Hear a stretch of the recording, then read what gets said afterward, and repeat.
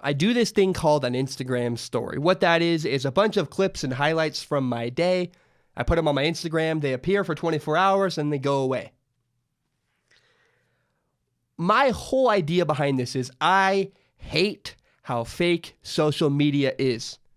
It's kind of my protest it's my protest against how fake everybody is. I try to share very honestly, very authentically, and I share almost everything on my Instagram story. I share good moments. I share bad moments. I'm very proud about how honest and authentic I've been. I really hope if you're listening, if you watch my Instagram story ever, you can tell I'm just being myself. I'm not trying to hide anything. But that does not mean that I share everything. I saw a sketch comedy once. It's about a guy named Honest Abe, a rip on the president. He said, Honest Abe never lies. But Honest Abe would blurt out things he thought. He'd be like, you look fat in that dress, or your cooking sucks. They were all true. He wasn't lying, but they were things that were unwanted. So I share almost everything on my Instagram story. Almost everything, but not everything. I leave out my sex life because you can overshare. I don't talk about that.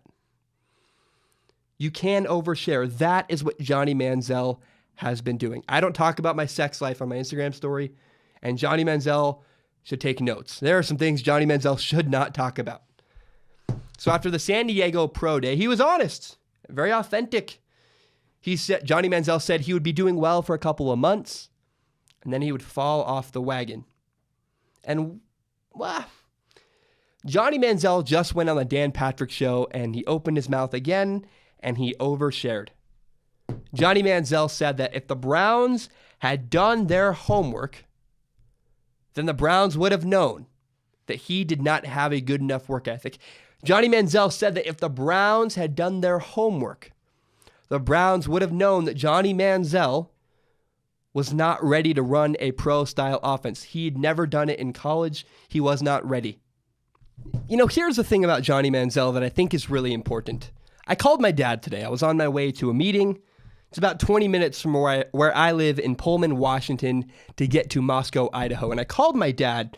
I explained the situation with Johnny Manziel. I explained what Johnny Manziel had said on the show.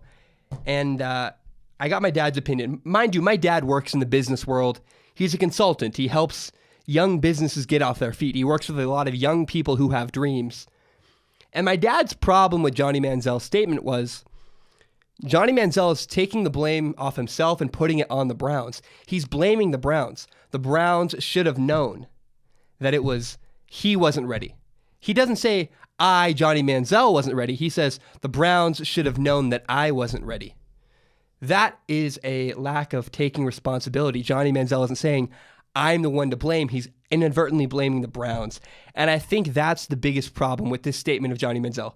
He overshared. He got caught up saying too much, but he also said the wrong thing. And if he just kept his mouth shut, I don't know. But I do not want my NFL quarterback to say things like that. And yet the problem is that's exactly what Johnny Manziel has to say. It's a problem because Johnny Manziel bottomed out.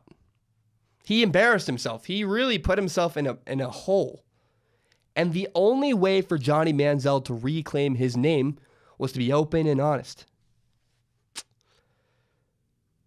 But the concerns you have for Johnny Manziel are not the concerns you should have for a backup in the NFL. A backup quarterback needs to be reliable and should not be a distraction. Johnny Manziel, love him, hate him, whatever you want. Johnny Manziel is a distraction. He doesn't mean to be. He doesn't want to be. But Johnny Manziel is a distraction. And it's becoming more and more clear that Johnny Manziel needs to just go play football in Canada. He's a Canadian football quarterback. Go prove yourself. There are two things that Johnny Manziel needs to prove. He needs to prove he can be a stable grown-up. And Johnny Manziel, also a little small factor about all of this, Johnny Manziel needs to prove he can actually play football. He can actually play football at a pro level. Because we saw him run around at Texas A&M. That's great. But can you sit in the pocket? Can you read a defense? Do you understand X's and O's? We don't know that yet. I like Johnny Manziel, but until he proves himself and really kind of calms the storm around him, the comeback, all this stuff, it's too much noise. He's not going to be in the NFL. Once Johnny Manziel proves he can be a grown-up and play football, then he can come play in the NFL. But until then, he's going to be a great ticket seller for the CFL. I'm excited. I'll watch Johnny Manziel's highlights from Canada. That sounds fun and exciting. I don't think he belongs anywhere on an NFL roster.